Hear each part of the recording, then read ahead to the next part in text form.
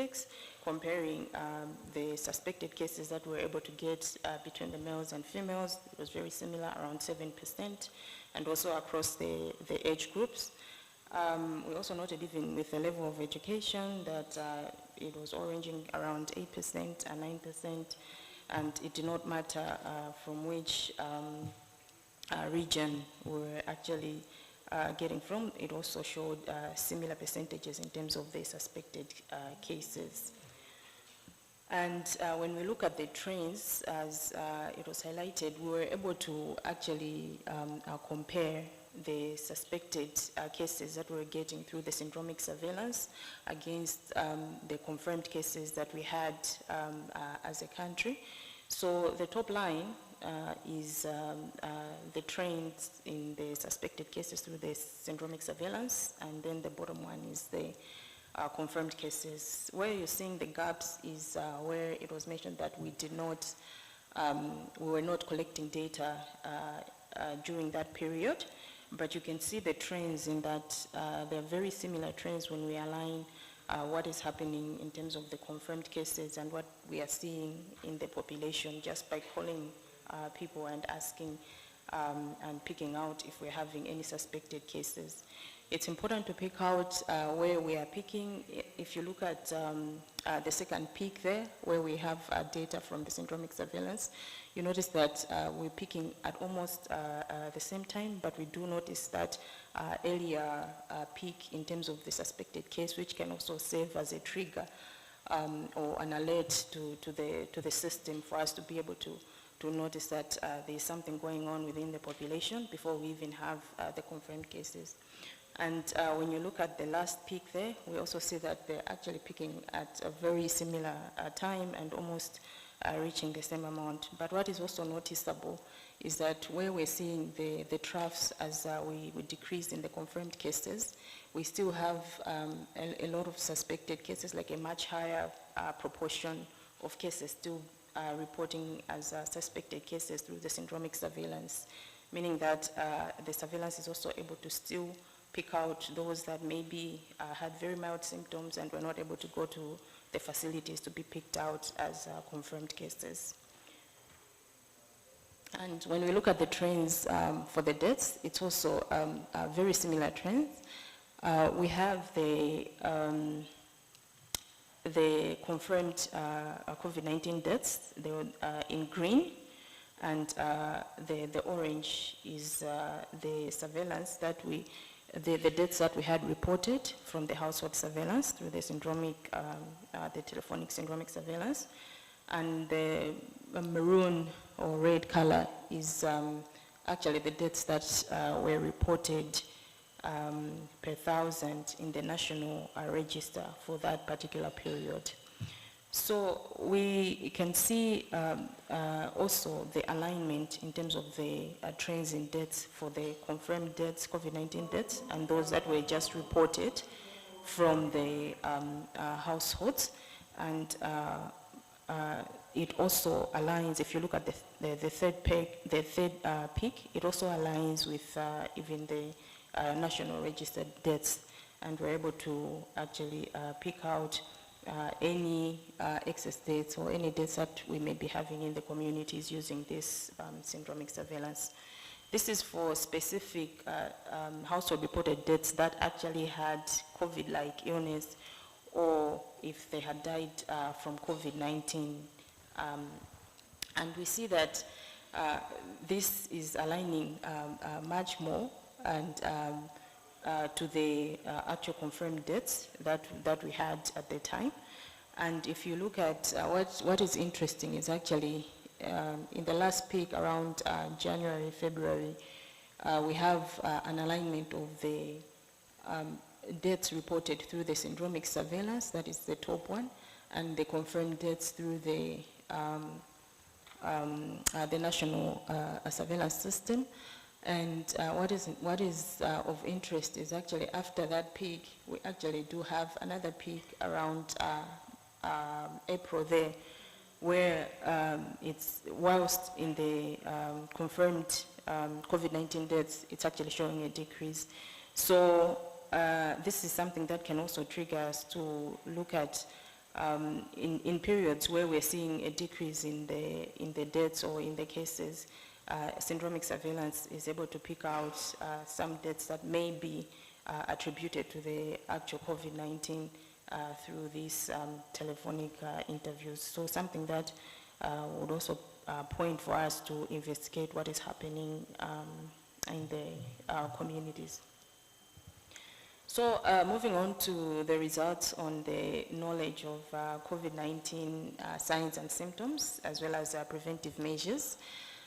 We were asking the respondents if they knew what the signs and symptoms of COVID-19 were, and this was analyzed by gender. This is for the general population, and we noted that there really wasn't that much of a difference between males and females' knowledge of COVID-19, and most of the respondents were able to articulate the top 3 signs and symptoms of cough, fever, shortness of breath, and very few were actually able to articulate other signs and symptoms that are more vague, like the GI symptoms, as well as the chest pain and loss of smell and taste. For factors that were associated with having adequate knowledge of COVID-19 signs and symptoms, we considered someone listing the 3 common signs and symptoms of cough, shortness of breath, and fever as having a good knowledge of COVID-19 signs and symptoms. And we noted that males were less likely to have adequate knowledge of the COVID-19 signs and symptoms. And coming from the southern region, you were more likely to have good knowledge of the signs and symptoms, as well as having tertiary education. There wasn't much difference in terms of the age, except for the younger age group, 25 to 34, that also showed more likely to have adequate knowledge of the COVID-19 signs and symptoms. So in terms of self-reported use of preventive measures, the question was posed to ask if the respondent had used any of the 9 measures that are listed here, which included use of face masks, washing hands, social distancing, staying home, avoiding or touching the face, going for vaccination, avoiding handshakes, covering when you are coughing or sneezing. And of the respondents, 91.8% actually reported to have used face masks in the past 2 weeks. And then 83% reported to have used, to have washed their hands using soap, and 50% had social distanced. We noted that very few people actually reported that they were avoiding handshakes, and that they were covering their mouths when they are coughing and sneezing, very low percentages. And also for vaccination, it was quite low. And we thought this is something that can actually signify the messaging that we're passing on to the communities in terms of the prevention. There was not much difference between the males and females in terms of the use of the preventive measures. And on average, we had only about 2.4 of the 9 preventive measures that we had included being actually practiced by the respondents in the past 2 weeks. So we also looked at how COVID-19 potentially affected access to healthcare services. And in both the PIL-HIV group as well as in the general population, there was a proportion of respondents that actually mentioned that they had problems accessing healthcare services. And for the general population, it was about 20% and 10% for the PIL-HIV group. And this is important information, which also at the time was already communicated even to the risk communication team so that we look at how we're messaging to make sure that we are not affecting access to our general services. There wasn't any observable differences in terms of gender, whether males or females were having more problems in accessing HIV services in particular. This was amongst the pill HIV group, and even for between those that were pregnant, not pregnant or breastfeeding, they all had similar problems in terms of accessing HIV services. And looking at the age group, whether the age actually affected accessing HIV services in the pill HIV group, we actually noted that there was also no significant differences in terms of age group affecting access to HIV services.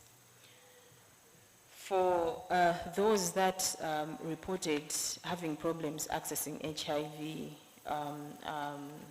services or accessing healthcare services, we had a much higher proportion of those reporting that they missed their ART doses, which indicated that the access actually may have contributed to them not getting their doses and missing multiple doses in turn. So only 4.5% of the people that reported to have had COVID-19 symptoms reported to have tested for COVID-19. This was within the PHIV group. And we also noted that females were more likely to report having missed school or work due to COVID-19 symptoms compared to males. And they were also more likely to access medical care. We had listed the challenges that people had in terms of accessing healthcare, and it included the reasons like facilities were closed at the time, or they did not have money for transport to go and access the healthcare. And one of the main reasons, which contributed to about 45% of the reasons or the challenges for not accessing healthcare in the PHIV group, was fear of COVID-19. They did not want to go to the facilities because they were afraid they would catch COVID-19 there. So moving on to COVID-19 vaccination, we, out of all the respondents, about 99% of all the respondents actually reported to have heard about COVID-19 vaccine, and most of them had actually heard about COVID-19 from the radios, some from the healthcare workers or the facilities, and we had some even getting them from print media or from the churches, as you can see the figures there. And when asked whether they had received COVID-19 vaccine, also note that this is them reporting whether they have actually received, and we noted that males were less likely to have received COVID-19 vaccine. The older age group from 55 to 64 and above 65 years were actually more likely to have received COVID-19 vaccine, which is a good thing because this is something that we are actually promoting, that those the elderly should actually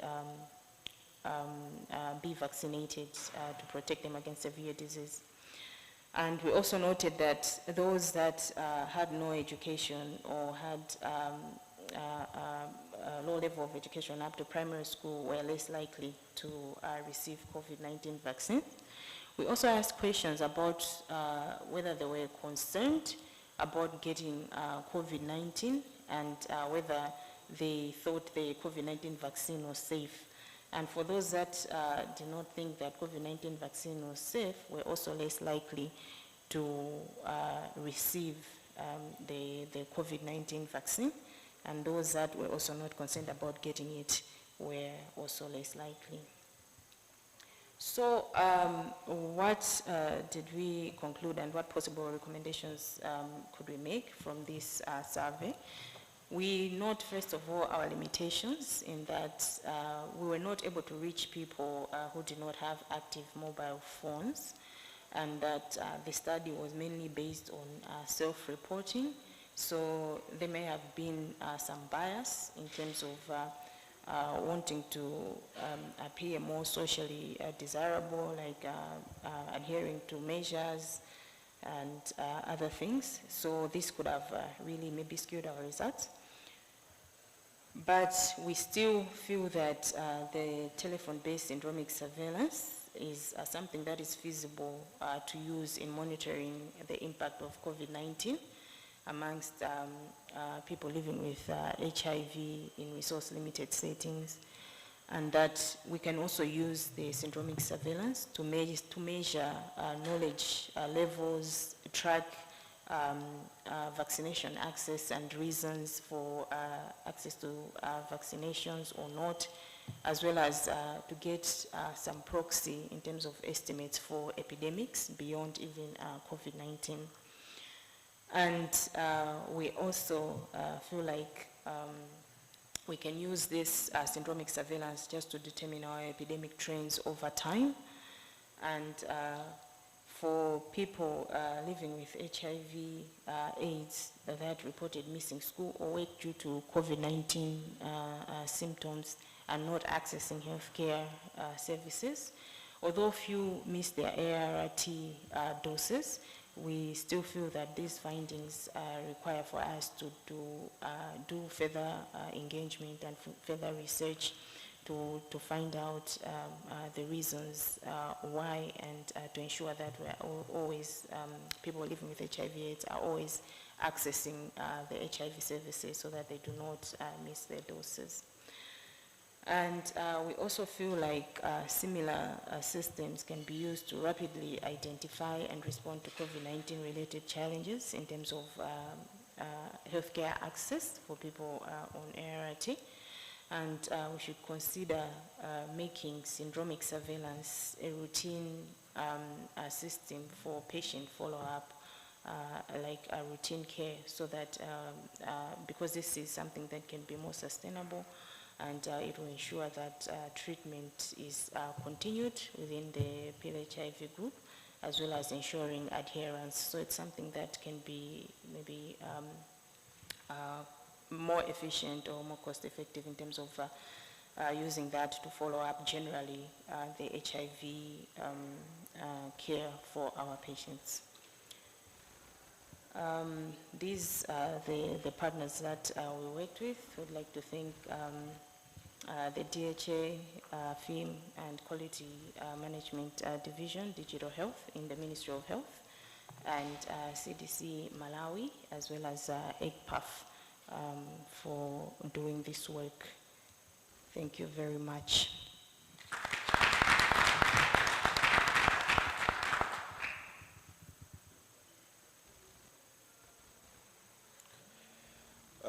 Thank you, Tulani and Annie, for the first presentation on the syndromic surveillance survey in Malawi. I was just informed that the two presentations, they are not as long as the previous one. So I would now like to call upon the population-based seroprevalence survey findings presenter to come and present. Thereafter, we'll do the sentinel surveillance, and then we'll open the floor for questions.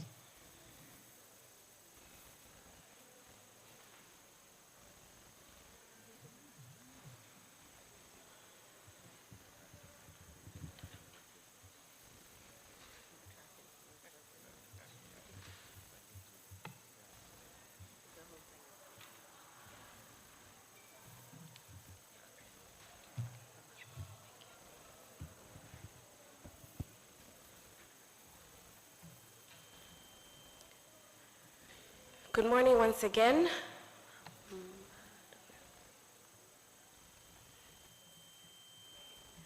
My name is Upendo Lisamseka, and I'll be presenting the findings from the Malawi population-based seroprevalence study, which was conducted by FIM with the assistance from Malawi Liverpool Welcome Program. So what our study found was that the Omicron variant infections associated with severe disease are uncommon in a COVID-19 under-vaccinated but high SARS-CoV-2 seroprevalence population in the country. So just a brief background, we know that Malawi has so far experienced 4 waves of the COVID-19 pandemic from the wild-type SARS-CoV-2 and its variants. And the Omicron variant has resulted in the 4th COVID-19 pandemic wave across the southern African region, including our country, Malawi. And high SARS-CoV-2 seropositivity prior to the onset of the Omicron wave in South Africa was associated with reduced incidence of COVID-19 hospitalizations and deaths. However, we saw that similar data in resource-constrained settings, such as our country, Malawi, with a very low COVID-19 vaccine coverage, is urgently needed to inform our local COVID-19 vaccination policy. So therefore, what our study aimed to do was to estimate the population-based SARS-CoV-2 antibody seroprevalence in the country, and to also explore its association with the epidemiological trends of hospitalizations and deaths. And we had some specific objectives as well, which included to define the age and sex-specific seroprevalence of SARS-CoV-2, and to also identify the risk factors for seropositivity in the population. So our study was a stratified multi-stage probability sampling design, which was adapted from the WHO Unity studies. And the study settings was 7 districts, which are namely Kasungu, Dowa, Lilongwe, Dedza, Machinga, Zomba, and Blantyre. And I'll have you know that these 7 districts do harbor about 45% of our population in Malawi. And our study population were all household members of the age 5 and above, and our sample size was 1,420 households, equating to about 6,248 persons. And our inclusion criteria for the study was anyone that was residing in a sampled household, anyone that was able to provide informed written consent, and those that were willing to provide the required samples for our study. And our study period was from 27th September 2021 up until 17th January 2022. And we conducted sensitization meetings a week prior to this data collection period. So after obtaining consent from our participants, data was collected from them using our open data kit and a COVID-19 screening tool. So we collected the basic demographic data, the data on socioeconomic status, on comorbidities, COVID-19 symptoms, as well as COVID-19 vaccination status. And the national epidemiological data was retrieved from the DHIS2 from a period of April 2021 up until April 2022. So from the DHIS2, what we're retrieving was the COVID-19 cases, the COVID-19 related hospitalizations, as well as COVID-19 related deaths. So serum samples were obtained from all of our participants, and SARS-CoV-2 RBD protein immunoglobulin were measured in the sera using the one-tie SARS-CoV-2 total antibody commercial ELISA kit, and both the IgG and IgM were measured.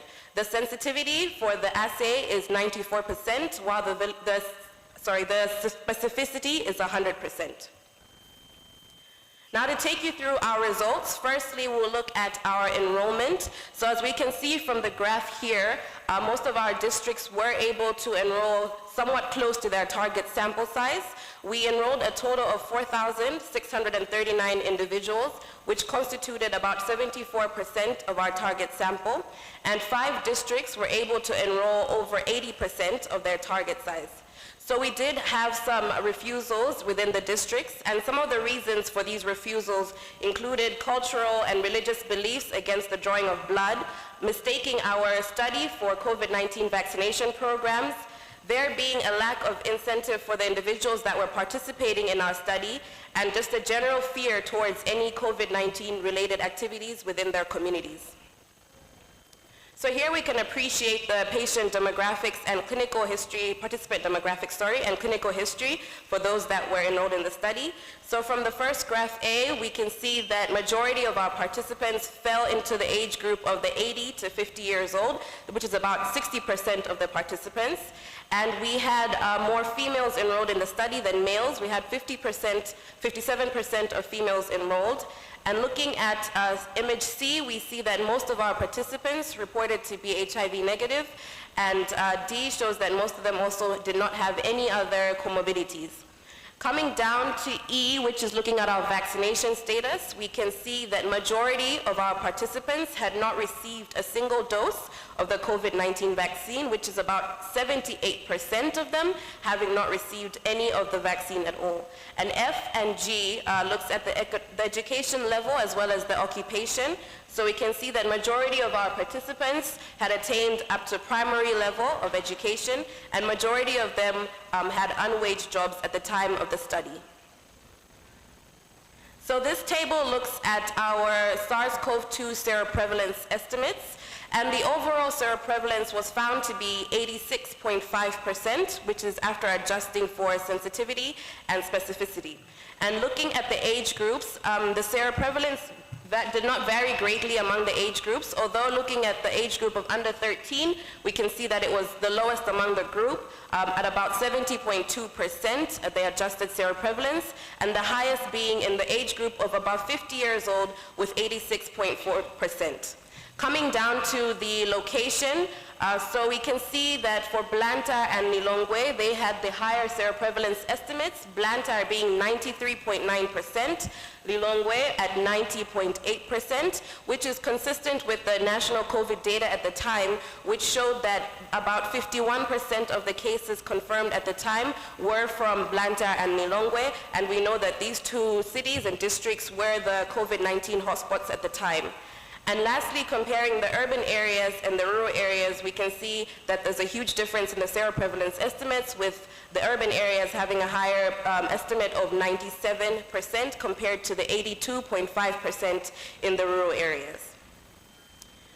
And continuing with the urban and rural area comparison, here when we look at the individuals with the secondary and tertiary level and having regular wage jobs, we can assume that these individuals are residing in the urban areas, which, as I mentioned earlier, did have a higher seroprevalence. So we can see that those that attain tertiary and secondary level, the odds of them testing seropositive were higher than that of those having attained primary level education. And also those that have regular wage jobs also had higher odds of testing seropositive compared to those with irregular wage jobs or those that were unwaged.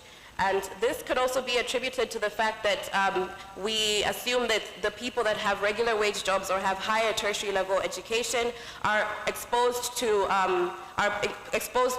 have high risk of exposure, due to increased interaction with others, frequent use of public transportation, also international travel, which also increases their risk of exposure to any other new variants. And when we look now at the symptoms that were reported by our participants, 2 weeks prior to the study being conducted, we can see that the odds of those that reported that they did not have symptoms were lower in those that reported no symptoms compared to those that reported to have symptoms. And lastly, with the COVID-19 vaccination status, those that had received 1 dose or being fully vaccinated with 2 doses had higher odds of testing seropositive compared to those that had not received a single dose of the vaccine. And expanding on the COVID-19 vaccination, the overall 23% of the participants had received at least 1 dose of the vaccine, with 12% having received just the 1 dose and 11% having been fully vaccinated. And the age group of 50 years and above had a higher proportion of vaccinated individuals compared to the age group of 18 to 50 years old. And going down to the educational level, a greater proportion of participants who had gone up to the tertiary educational level, 28%, had received 2 doses of the COVID-19 vaccine compared to those at secondary and primary, and same with those who had regular wage jobs, 35% had received both vaccines compared to the unwaged and the irregular. So as I stated earlier, our study was not only looking at just the seroprevalence, but also the association of the seroprevalence with the epidemiological trends of the hospitalizations and deaths at the time. So looking at our graph here, when we compare the third wave and the fourth wave, we can see that the number of confirmed clinical cases at the peak of the fourth wave was much higher than that of the peak of the third wave. And however, when we look at that of the hospitalizations and the deaths, we can see that there was a twofold reduction in the proportion of COVID-19 hospitalizations and deaths among the clinical cases in the fourth wave compared to that of the cases reported in the third wave. And we know that at that time, the Omicron variant did drive a rapid rise in the SARS-CoV-2 infections, which was consistent with its high transmissibility. So looking at this, other earlier studies did suggest that cell-mediated immunity induced by prior infection and vaccination is what can contribute to the protective immunity to severe disease, which is what we saw during our fourth wave. So therefore, to conclude, what our study showed us was that there's high seroprevalence due to prior SARS-CoV-2 infection in a low COVID-19 vaccination coverage population. And also that the low severe COVID-19 incidences during the Omicron wave in Malawi could be due to the widespread natural immunity in the population. Therefore, what our study is suggesting is that the COVID-19 vaccination policy may need to be amended in these high seroprevalence settings, such as our own country, from just mass vaccination campaigns to targeted COVID-19 vaccination, focusing on the at-risk populations. And the greater focus should be given to these at-risk populations until a pan-coronavirus vaccine is available in order to maximize protection against severe disease in these high seroprevalent but resource-constrained settings. Our study did have some limitations. Firstly, there's extensive mutations in the Omicron variant which can result in false negative results, as this assay that we used was developed against the wild-type SARS-CoV-2. And secondly, our study was concluded before the end of the fourth wave.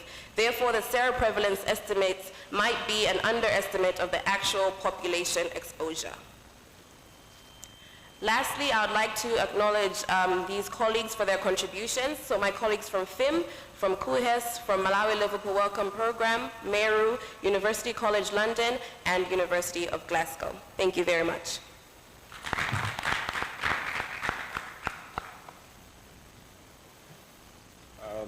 Thank you, Peter, for the presentation. I was interested in one of the conclusion and recommendation. But anyway, it's not yet time for questions.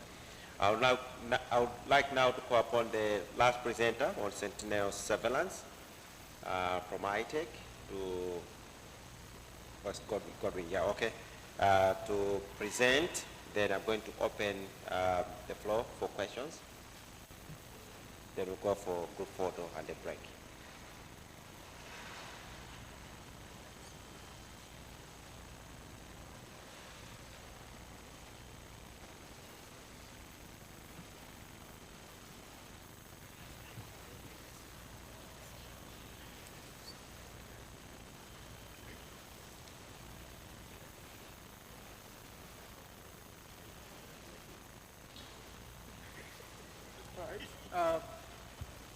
Good morning once again. As said, I'm Godwin Mulaya. I'm presenting on behalf of colleagues from FIM, ITEC, and CDC. My presentation was on the COVID-19 sentinel surveillance in Malawi. This is the activity that FIM is undertaking in Malawi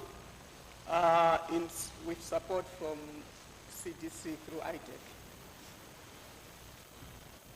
So basically, this is my scope of the presentation. Not to spend much time, this is where we were before the implementation of COVID-19 sentinel surveillance in Malawi. By then, we had gone through four waves of the pandemic, having registered the first case in April 2020.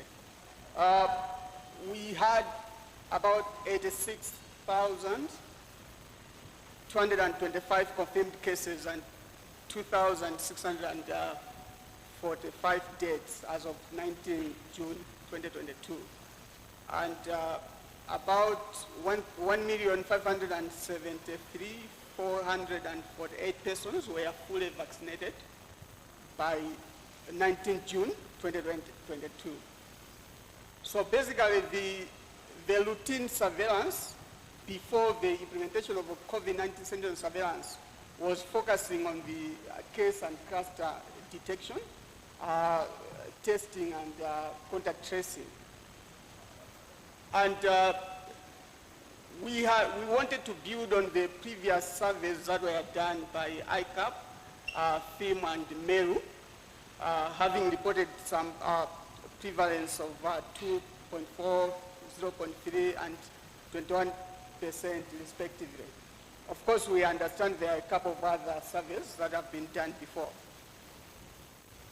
So basically, we do understand the progress that as a country we have made in terms of surveillance of COVID-19, but we also notice several other gaps that we can do better. And these are just a few of the gaps that we wanted through this COVID-19 sentinel surveillance. We wanted to bridge the gaps. And one of those gaps is inconsistent testing of COVID-19 suspected cases. There are so many reasons why there's inconsistent testing of COVID-19 cases. We do understand that as a country we have got standardized guidelines on COVID-19 case detections, but we also know that application of these guidelines is another thing. So that could be one of the reasons why there's inconsistent testing of COVID-19 cases. Some reason could be because of sometimes the unavailability of test kits, so that's just one of those. Secondly, one of the gaps that we also notice is a lack of continuous monitoring of community transmission and any changes in epidemiological characteristics.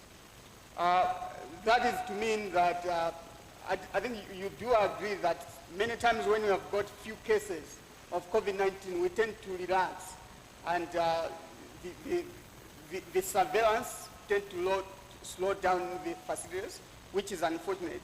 But that's where this COVID-19 sentinel surveillance was wanted to bridge, to make it, to establish a system where we can have a continuous monitoring of community transmission and any changes in epidemiological characteristics. Lastly, what I wanted to mention is that much as we do have the capacity in the country to detect new variants, but then I think we can do better in establishing that a systematic way of collecting the samples, managing the samples so that we have got a systematic capacity to detect new variants of SARS-CoV-2 in the health facilities as well as point of entry. So what this COVID-19 sentinel surveillance was to do or wanted to do is to strengthen the already existing routine system surveillance. We wanted to work as an early system to detect new cases and changes in the profile of the epidemic. So the objectives, the main aim, as I indicated, is to really to monitor the changes in the COVID-19 active infection rates and the circulating SARS-CoV-2 strains. The primary objective being to measure and monitor the trends of current COVID-19 cases in the selected health facilities and among incoming travelers. The secondary objectives, first of all, is to monitor the antibody prevalence in the sentinel populations at the selected health facilities and point of entry, to monitor trends of SARS-CoV-2 variants in the sentinel population, to monitor and compare trends in vaccine-derived and natural exposure of SARS-CoV-2 antibody response, to routinely characterize clinical features of SARS-CoV-2, and lastly, to monitor the vaccine uptake and factors associated with the uptake of vaccine in the sentinel population. So basically, the COVID-19 sentinel surveillance in Malawi protocol was designed adopted from the WHO guidelines on integration of SARS-CoV-2 and influenza sentinel surveillance. This is a booklet of guidelines that was developed this year from WHO with the intention to routinize the surveillance of COVID-19. And one way of doing it is to integrate into the yet to be established influenza surveillance in Malawi. So this is where we adopted this COVID-19 sentinel surveillance protocol. As I said, the main aim is to integrate in this COVID-19 sentinel surveillance into the yet to be established influenza surveillance. So these are where we are conducting, these are the sites where we are conducting the COVID-19 sentinel surveillance in Malawi. We have got 5 health facilities, and these health facilities were chosen because of the likelihood of high transmission rates. I think you do understand most of the hotspots are in the urban areas.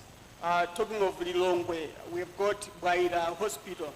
In Zuzu, we have got Zuzu Urban Health Center. In Zomba, we've got Matawale Health Center, and Mangochi and Limbi Health Center.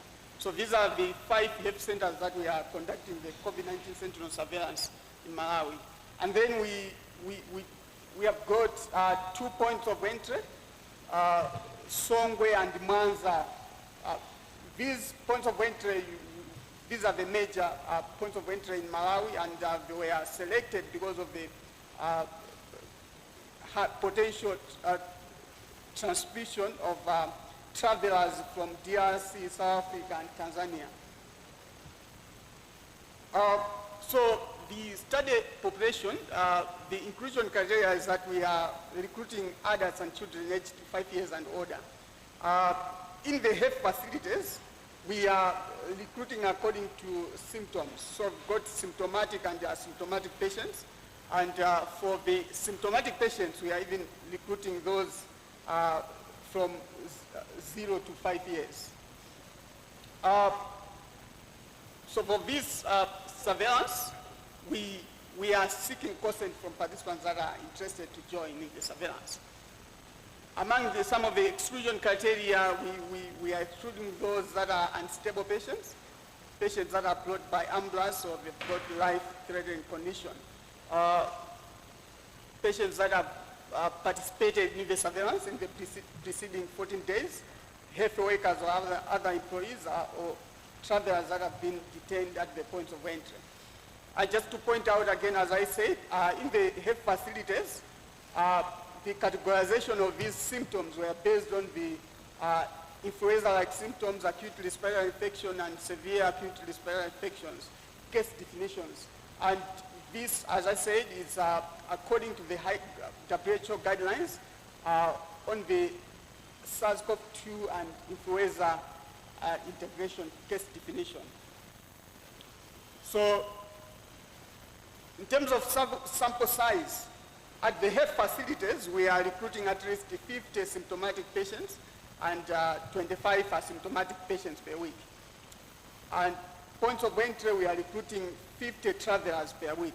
And again, this is based on the WHO guidelines on integrated SARS-CoV-2 and influenza surveillance, but also on assumption that if we've got a prevalence of 2%, we can be able to detect at least 1 case if we've got that sample size.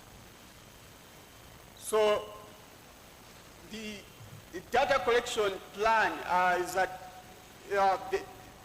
the design is an ongoing observational repeated cross-sectional surveillance, monitoring epidemiological, clinical, and viral strain changes in SARS-CoV-2 infection.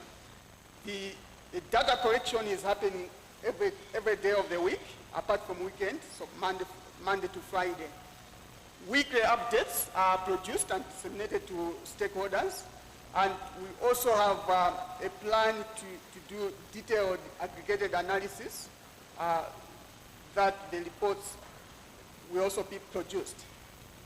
But something to point out that this is not a separate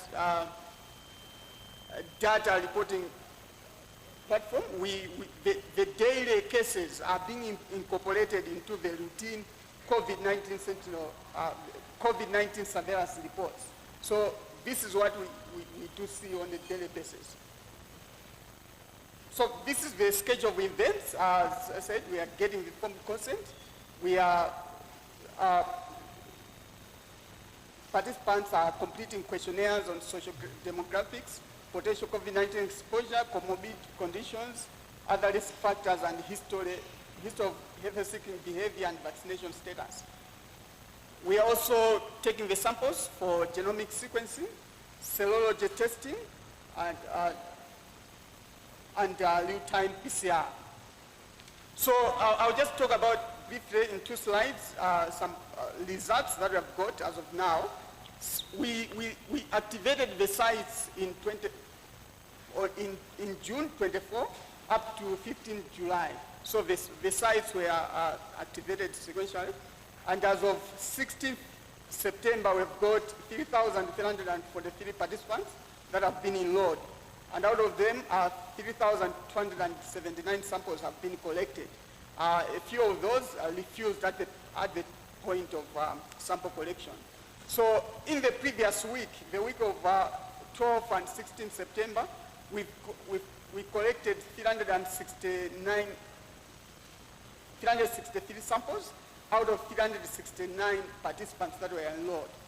And the positivity as of last week data is we got overall positivity of 4.2 across all sites, and 5.1% was in the symptomatic group and 4.1% in the asymptomatic group. So you can see there the trend of COVID-19 from the time that we activated the sites to up until 16th of September. So the red line there is showing the positivity rate in the symptomatic group, and the green light there it's showing the positivity rate in the asymptomatic group. The middle one is the overall positivity rate, and the graph there below shows the trend according to the different sites that we've got. We're also getting data on the vaccination status. So the data that we have now is that 9% of the participants have been fully vaccinated. 21.7 participants were partially vaccinated, while 69.4 were not vaccinated. So in the graph there, it shows the green one, those that have not been vaccinated, the red, those that are partially vaccinated, and the blue, fully vaccinated. So as a way forward, much as we've got objectives to do serology, but because of the equipment is not yet in the country, that hasn't started yet. We are planning to incorporate serology aspect once the equipment is in the country. The other plan is to increase the number of Sentinel sites, and as I said, we want to integrate this COVID-19 Sentinel surveillance into the yet to be established influenza Sentinel surveillance. Just to mention, MOH and partners will continue to build capacity and strengthen surveillance system and emergency operating center. So just to acknowledge the people that have contributed to this COVID-19 Sentinel surveillance, from FIM there, CDC, and colleagues from ITEC. Thank you so much for listening.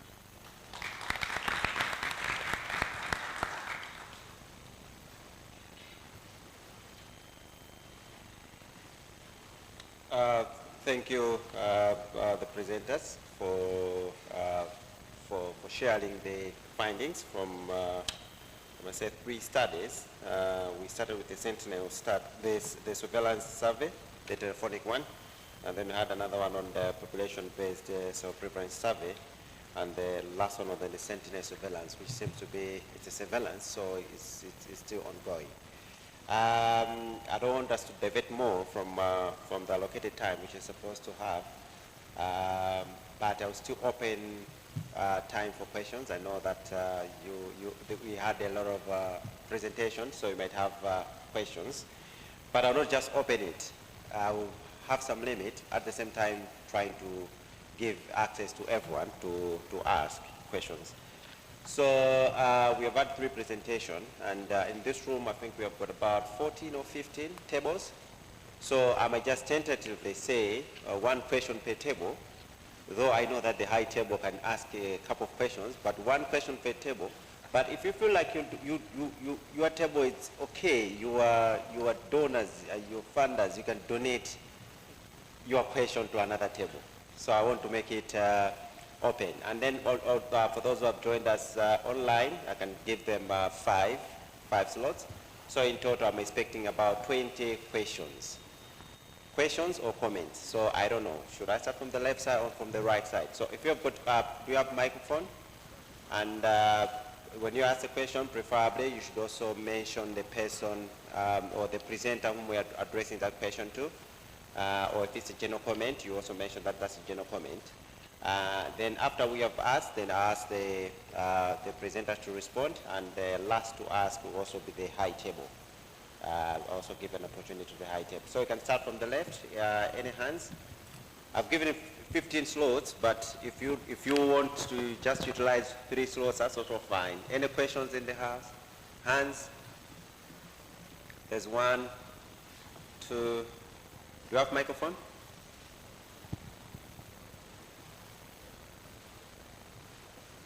Okay, so there's a hand on the high table. The high table wants to start.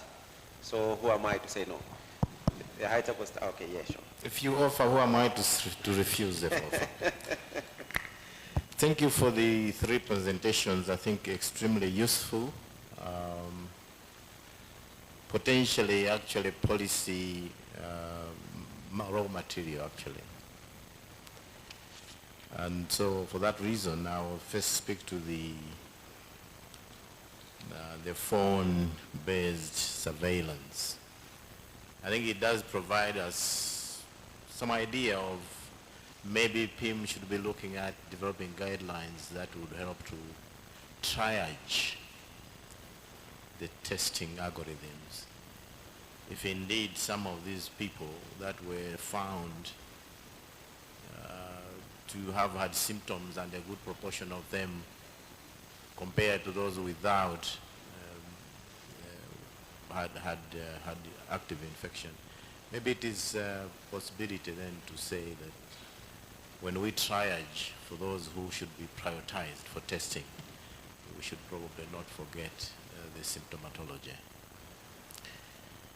The other aligned consideration might be policy on self-testing based on the same principle.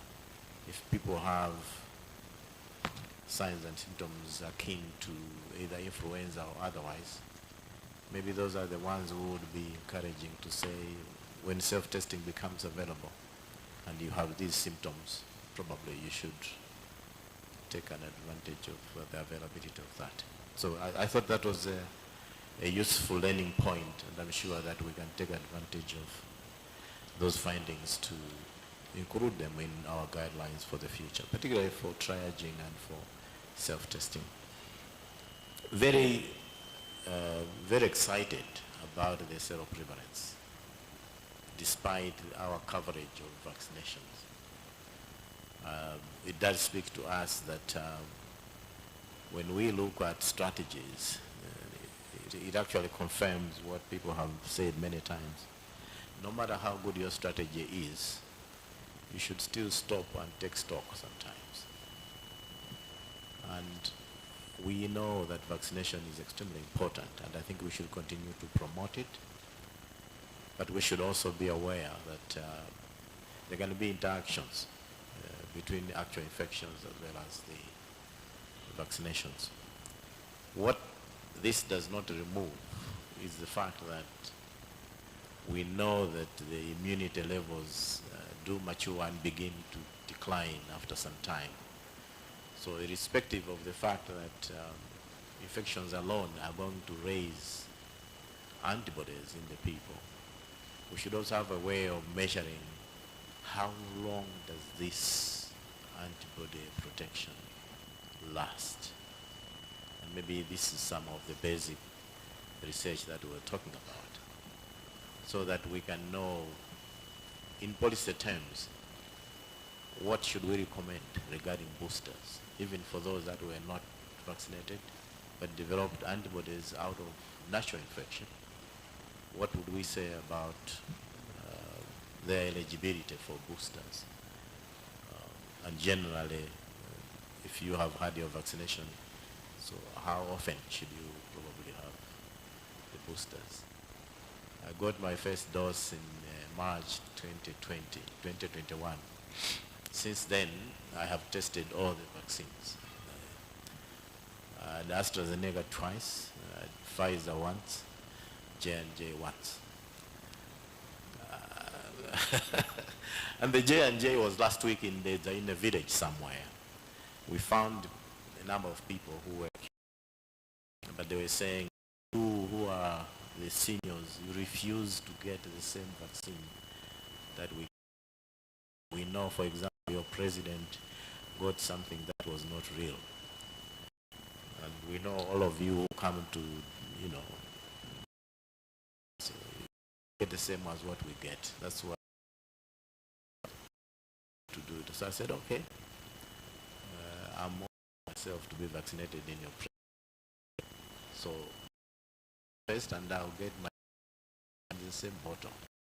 And that's what we did. I felt nothing. This is now my 3rd week. But I had, of course, gone through 8 months since the last dose, so I had no problem getting another booster. All I'm saying is that this study tells us that we can rely on some of these things as well to protect our population. But let's answer the other question: how often should they come in to get a booster jab to be protected further? Sentinel surveillance. I tell you that I love surveillance generally. I'm biased in some way. And I am aware that even in this own country, when we were looking at the development of resistance to antimalarials, particularly chloroquine, one method that informed the decisions to switch or not to switch were facilitated by surveillance, sentinel surveillance. And I think that if it is properly stratified to be able to capture the key demographic, geographic, and socioeconomic settings of a country, it can definitely be an early warning system. And I think we should promote it. I think we should promote it. But at the same time, let's not burden those who are collecting that information from that place, because they will be loaded in collecting routine, but also collecting sentinel information. So let's see how best we can mainstream the two, the routine collection in the DHS2 as well as in the sentinel system. My experience somewhere on a different disease was that when you depend only on DHS2, sometimes you lose half the cases that we reported in that place. They have been diagnosed, they have been recorded, but not reported. This was actually a typical example of a country which had said, we are not going to promote disease-specific surveillance systems. We are going to mainstream everything into the DHS2. And we said, very well, but let's compare. Let the program collect their own information, the number, and then let your other system of DHS2 do the same. And we found that the program data, which was case-based in a register, collected twice as many cases in that same country, the routine.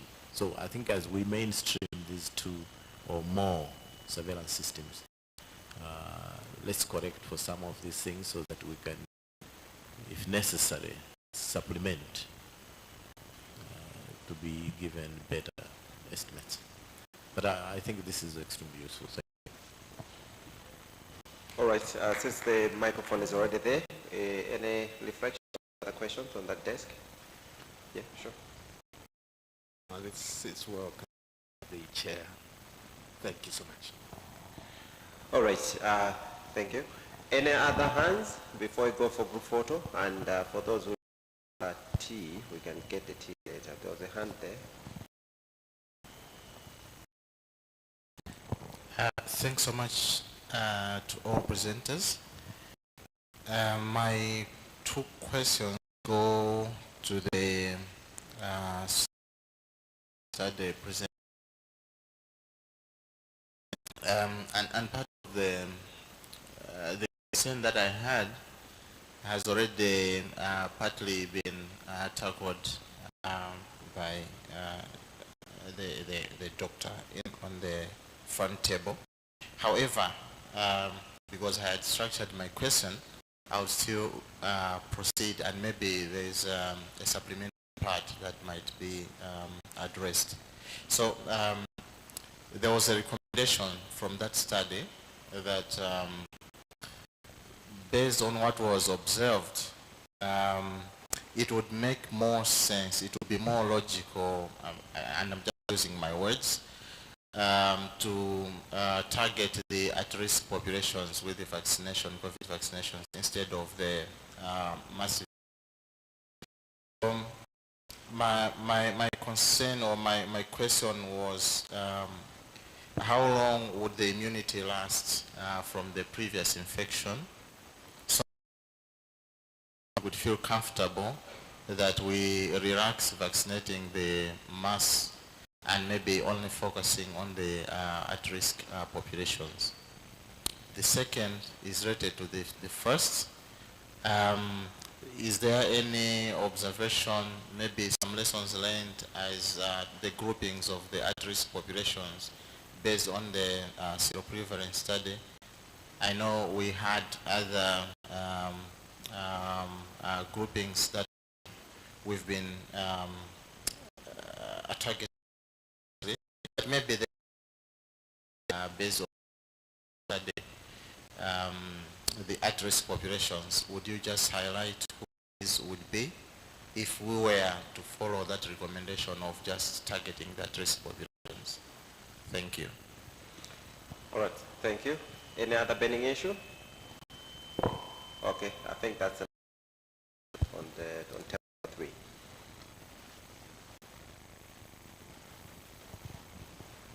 Thanks. I think I'm also the seroprevalence study.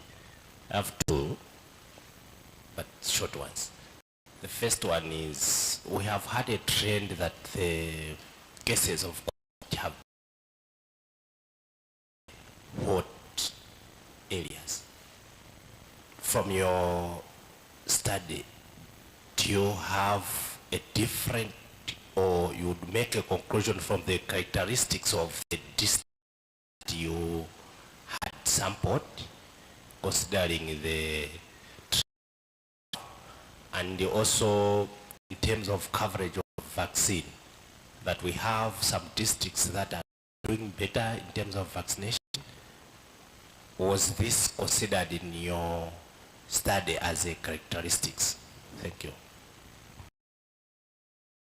All right, now can I ask the questions posted on the platform? Is there any? Online, for online participants, do we have questions on there?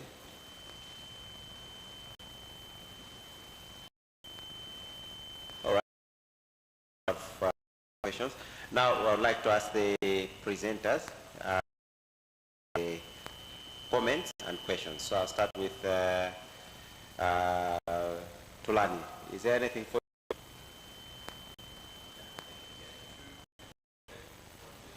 microphone, please?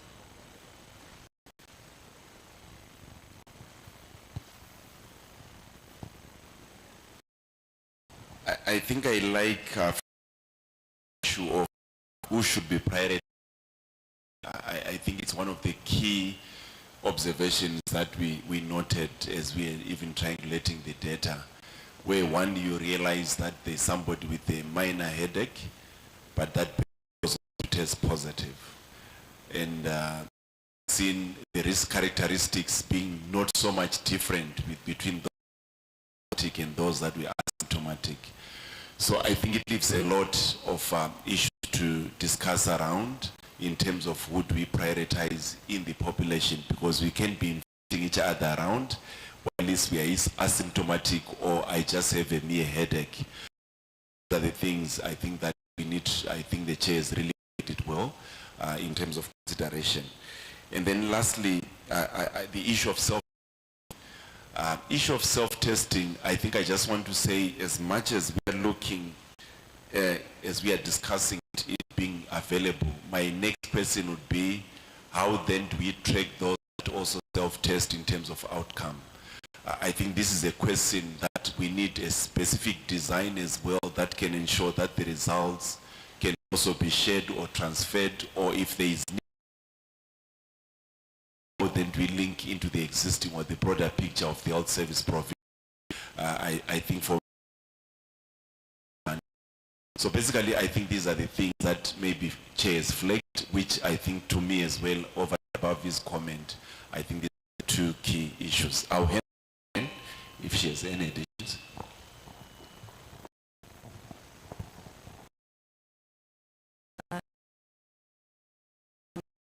I speak briefly to the self-testing, as well as the triaging of who should we prioritize for testing.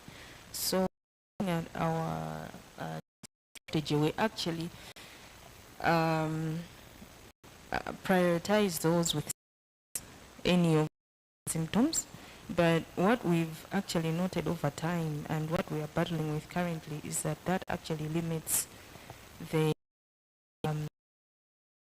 that we are using, because people have to wait to get either a cough and shortness of breath or something for them to actually go. So initially we could and get tested because of issues of taste. But at this point we are trying to find a better strategy on how we can actually make sure that anyone who's potentially eligible would be able to get tested. We explored using other avenues for, like, if somebody is getting tested for malaria, we know that COVID equally present as malaria. We automatically also test this person for COVID-19. Should we use certain things, for example, HIV clinics, if somebody is going for their ART, should they also automatically be offered to be tested for COVID-19? But it's something that I think we're still discussing and trying to find the best way forward. And one of the issues of improving the testing that we're looking at is the actual self-testing policy that you proposed. And we, at this point, are just trying to learn around issues that Tulani highlighted in terms of how do we get this in the routine system of reporting if somebody is tested. We know that by and large most people are actually already maybe even tasting in their homes, but we're not able to pick that data to say somebody has tasted it. And how do we make sure that we learn from, for example, the self-testing that is going on in the HIV scene. How do we use that to also have something that can work within the COVID space? But also we noted that, like in the malaria, we do a lot of testing, and this is done at the community level by the HSAs. How do we use this and also do something like this for the COVID-19? Is it a matter of changing the specimen, saliva, instead of getting the nasopharyngeal specimen? So those are the issues that we're currently discussing within the surveillance subcommittee, and we're hopeful that we'll be able to come up with some solutions. Yeah. Thank you. All right. Any response? It's open. Upendo, sorry. Seka.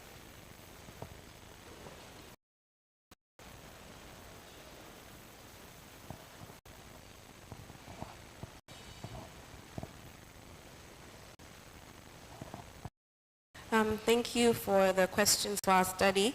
I will do my best to answer them, and if there's any additions, I'll ask our Dr. Mwale to come on and answer.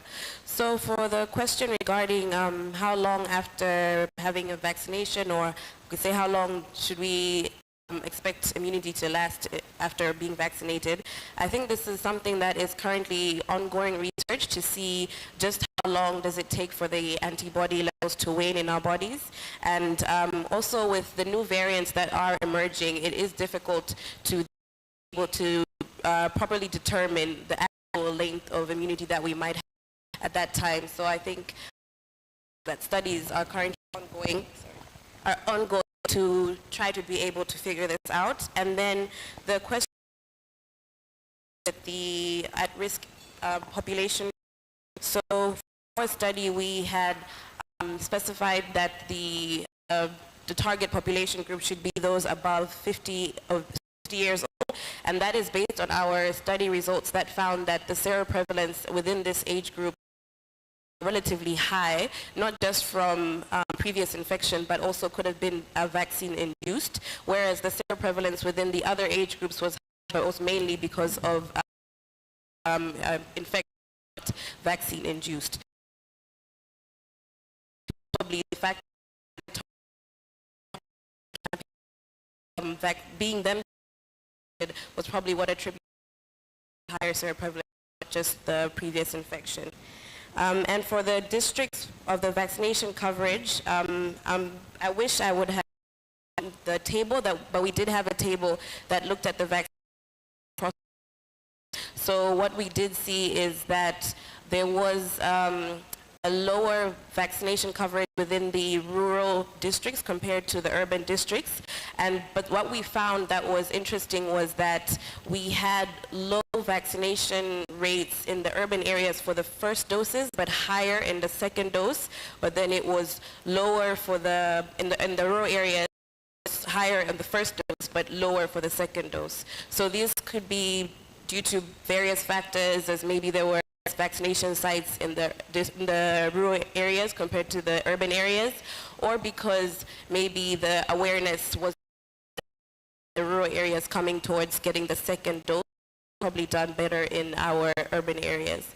So I don't know if Dr. Mwale would like to add on to any of these.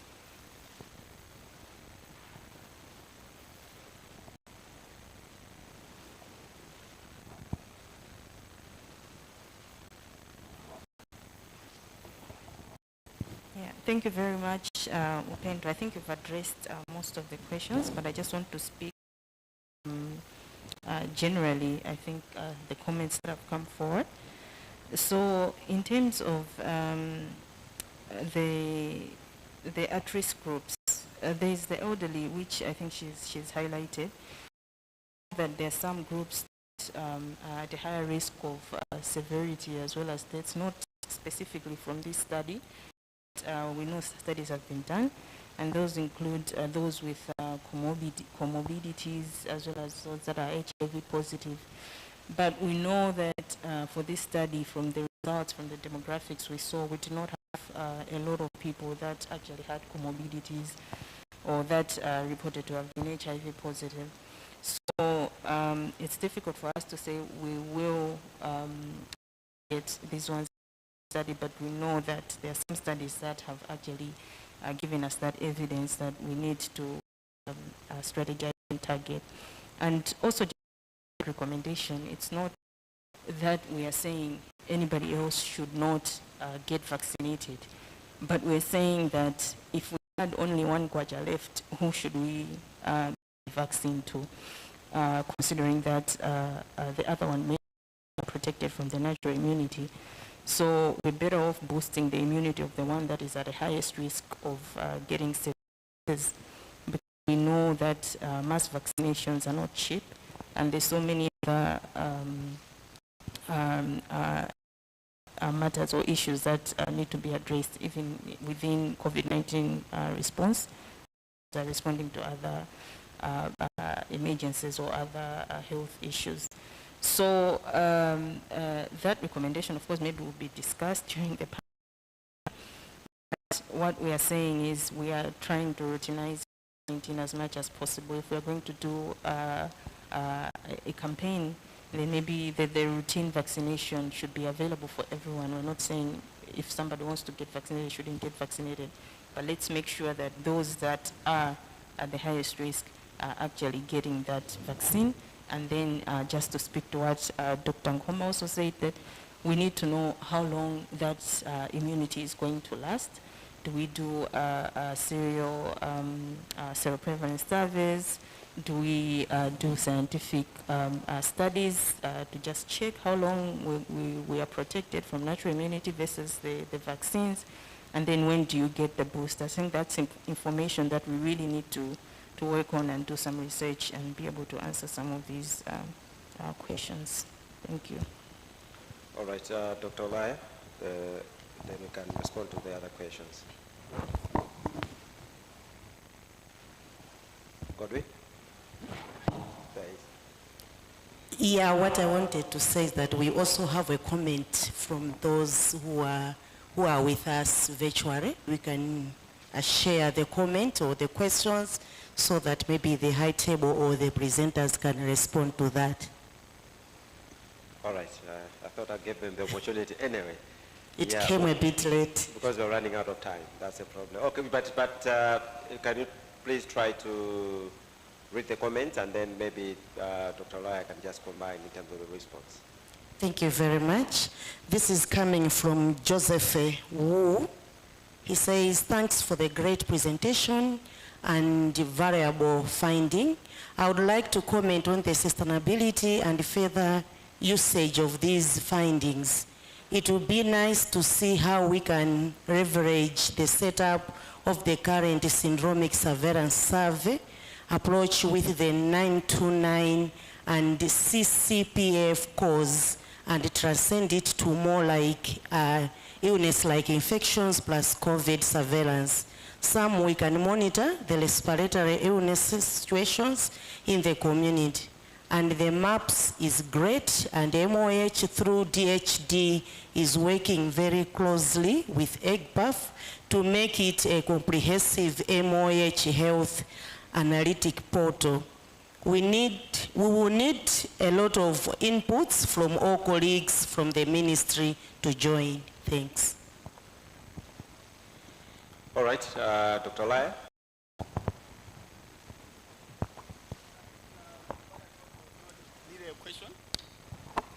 What I got was not really a question, but just a commendation of the work on COVID-19 sentinel surveillance.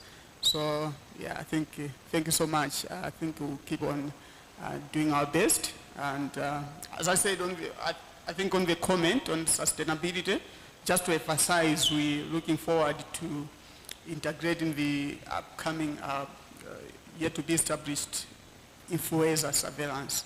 So, yeah, that's what is in the plan.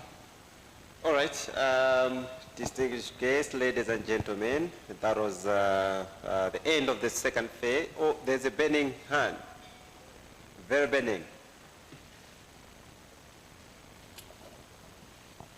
But very brief. I like what Annie said with regard to moving away from vaccination or not. And I like the response she gave. Everybody is at risk, and everybody should be eligible for vaccination. But at the same time, we recognize there are certain population groups that are at an even higher risk. From the point of the task force, and some of you will remember, at the beginning of this year, the Minister of Health had indicated we are going to target those that are extremely at high risk by introducing mandatory vaccination for some of them.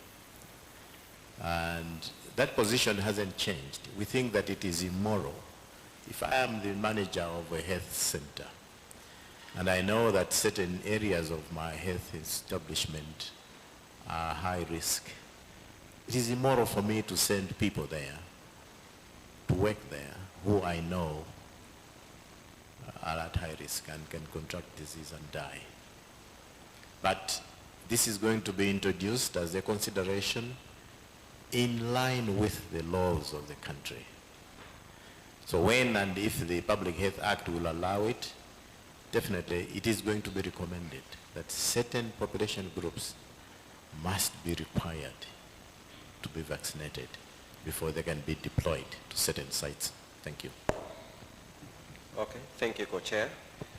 I hope we have managed to exhaust all the queries and comments, and at this point in time, I would like to ask us to give all the presenters a round of applause. Okay, distinguished guests, ladies and gentlemen, now we can go for a group photo, and I hope the Secretariat has organized we're supposed to have the photo. Is it this side or that front building?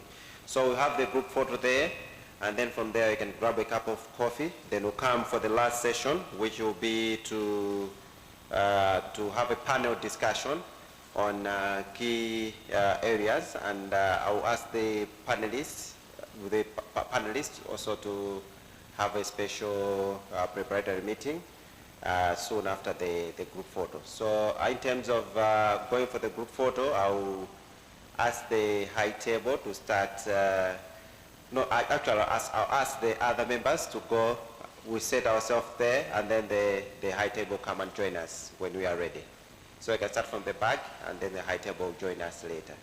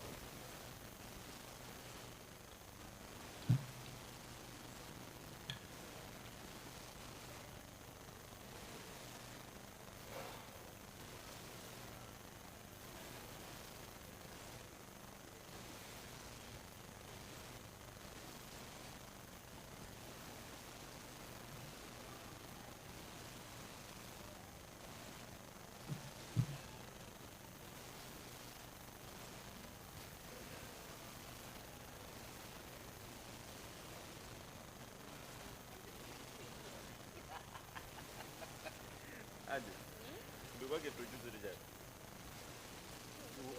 I need to be sure. As who? You are coming here as who? What are the team? Are you what? Head of the what is it? Who? Actually, numbers are known, and that would be very embarrassing. My students will be so honest. Even you know the doubts yourself, but you do all the introduction. Maybe the way now we are not panicked by 99.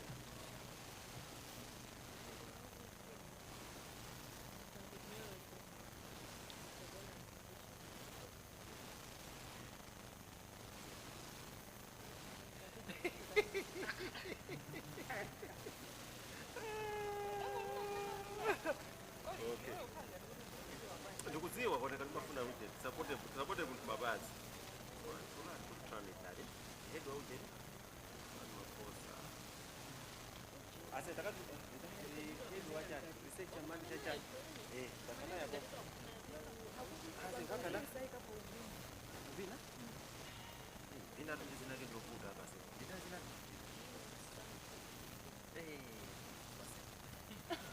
I just know vile and they don't know the good for consistency. Being a regional manager.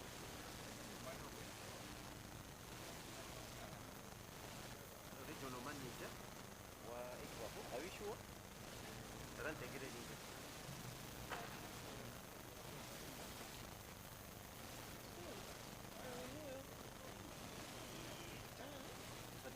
Director.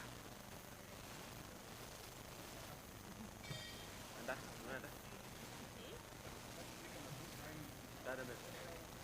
I want that piece. On that piece, I will have a little phone to number as in the human who was number two. Another one. Same, number eight. Number Alex. Driving sheet, if it was Malaysian sheet, we some of us should die. You never know what to cut into a vida.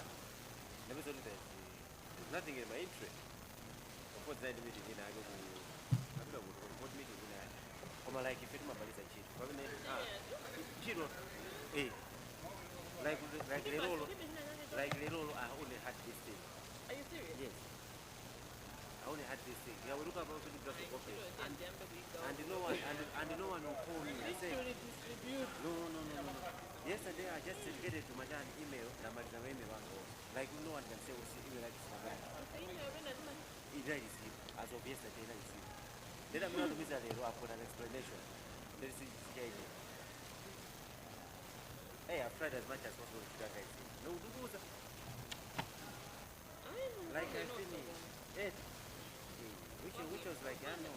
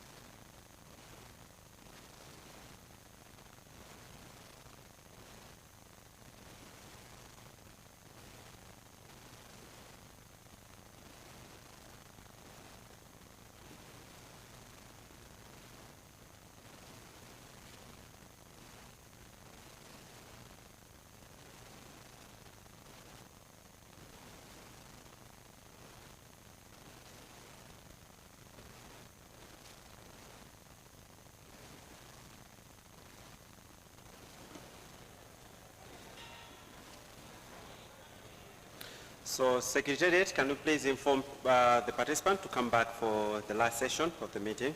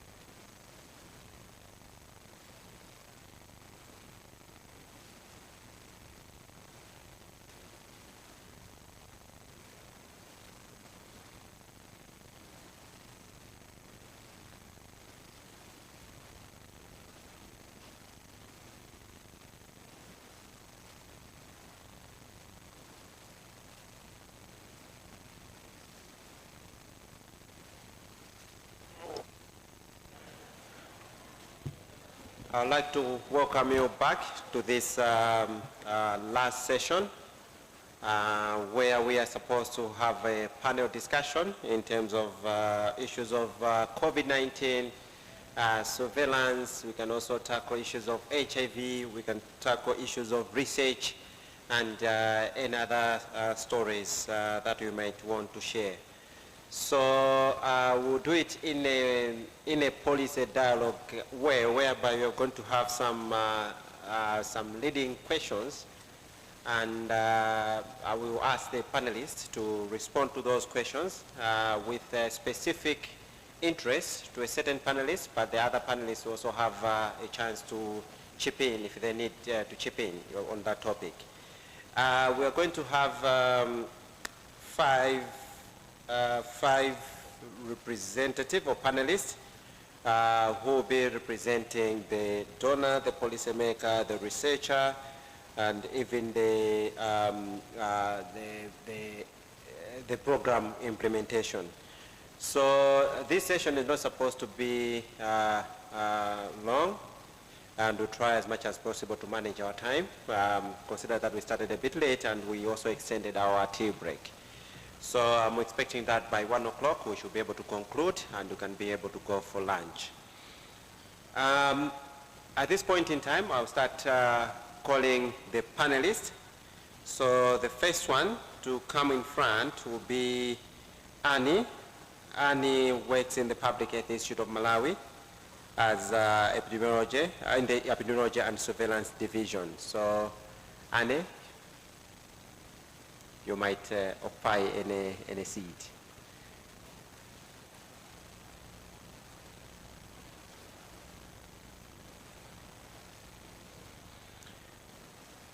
And the second panelist is Alnune. Alnune is an epidemiologist working with the CDC, and he also works in the surveillance and epidemiology team. Alnune, you can come in front.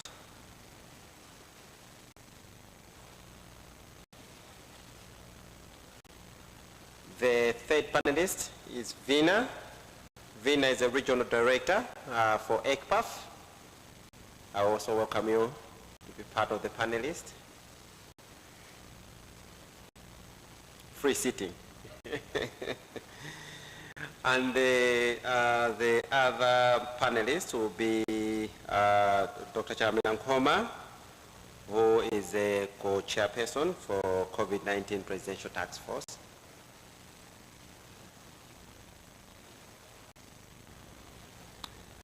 And the last panelist, I don't know how we did that, but he's also the guest of honor. He was also part of the panelists. Dr. Benson Chilima, who's the director of FIM and who's also wearing the hat of the CHS/SH on this meeting. I welcome you, sir. All right. considering that even for those people who like watching soccer, before there's a match, there's a national anthem. Can we please, let's boost their morale. Let's clap hands for them before I start greeting them with questions. All right, thank you for making yourself available to be part of the panelists. This panel discussion, whereby we are going to be discussing random issues about research, COVID-19, issues of financing, HIV, and any other areas which you want to share. But I think before we start, I'll give you, let me say, a minute. I might not have exhausted your CV, why I chose you to be on this panelist. So I'll just give you a minute to introduce yourself. Now, why I chose you to sit on that chair and not there, because I might not have done justice to you. So start from this side. You just explain yourself and your role in terms of issues of COVID and what you've done in terms of research or any other policy direction. A minute, please. Because this is not part of the questions which you're supposed to respond. So let us be brief. Sure. My name is Veena Sampath Kumar. I am sitting here as a newly minted regional director, but for the last 6 years I've been country director at EGPAF, and before that with Mothers to Mothers. So I've been very much part of the HIV response here in Malawi. My background is actually economics and interdisciplinary combination of anthropology, actually. My role is more a management function, and my key contribution is that I facilitate a lot of my colleagues to be able to do the research, provide the clinical services, and the data systems that support the health systems here in Malawi. Thank you. Thank you very much. My name is Annie Mwale. I'm an epidemiologist working with the Ministry of Health in the Public Health Institute of Malawi in the Epidemiology and Surveillance Division. So I am also the chairperson for the surveillance subcommittee for COVID-19 response in the country, and have been key in terms of the surveillance for COVID-19. And in this setting, I'm actually the co-PI for the syndromic surveillance as well as the seroprevalence survey. Those that the two studies that we had the results presented, and I'm also one of the co-investigators for the Sentinel surveillance. Thank you.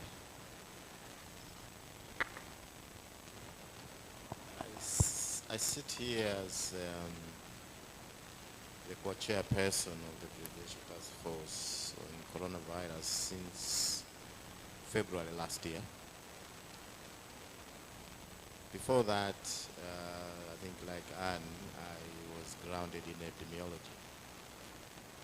And I've served in the country here before I disappeared as a TB program manager, AIDS program manager, director of preventive health services. Then I ran away and went to WHO, where I was leading the TB program for 16 years as a regional advisor. I served as a WHO representative in Lesotho at some point. Well, now I think I've come home to rest. I'm a fellow of the Royal Society of Public Health of the UK. So I'm just a field boy, really. Thank you. I am Ben Chilima, infectious diseases microbiologist, qualified with the London School of Hygiene and Tropical Medicine several years back.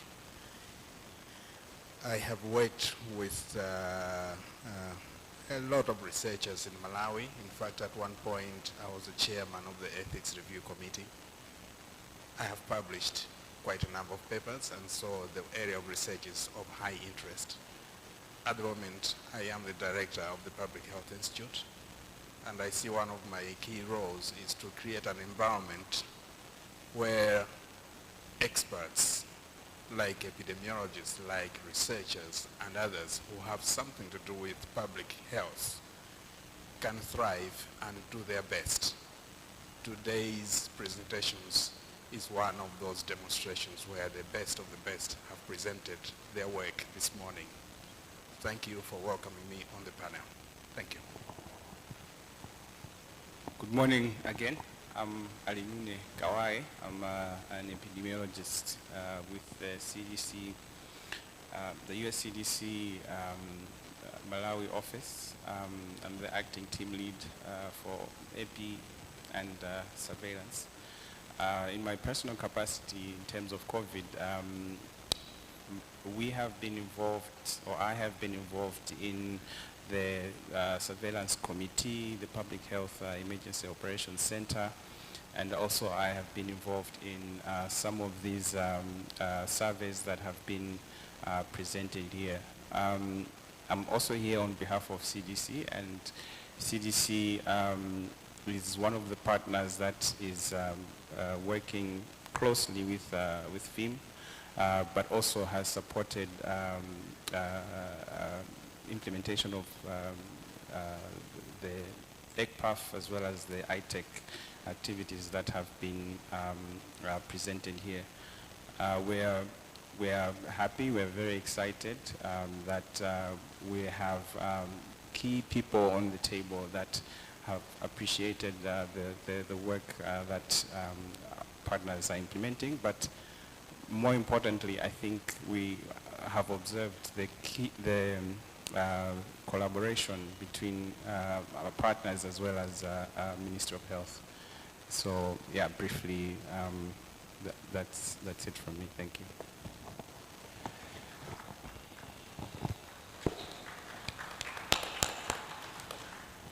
All right, that was really brief. And you can see that we have tried to select panelists who are well vested in these issues of COVID-19. And most of the documents, when they're talking about COVID-19, you'll find that at least one of the panelists is one of the authors or signed that document. So we have tried to select people who are well knowledgeable about the topic under discussion. So in terms of this panel discussion, we are going to have 3 rounds. The first one will be now very technical. Then I'm going to ask the second round and then the concluding remarks. So in terms of questions, I'm going to ask a question specific to one of the panelists, but still the other panelists can comment on that question. And in terms of this technical side of the questions, I'm going to ask all the questions concerning technical, then we're going to go to the other second phase of the questions. So to kickstart, I will ask a couple of questions addressed to specific panelists. The first one, we have heard about this issue of surveillance. And we had a presentation in terms of surveillance, what the ministry is doing, what the partners are doing in terms of surveillance. So I would like to understand from Dr. Mwali and with the help of also of Dr. Chilima, in terms of the ministry, what is the Ministry of Health priority in terms of surveillance? Do we think we can sustain the syndromic or sentinel surveillance? Which one do you think is better for us? And serial sero surveys an alternative or complementary? So what do you want to give us as guidance in terms of surveillance in Malawi as a Minister of Health? Then for CDC, I would like to understand in terms of, we've been hearing about partners or organizations doing several things, working in silos. How do you think, what do you think about integrating the various surveillance systems in Malawi?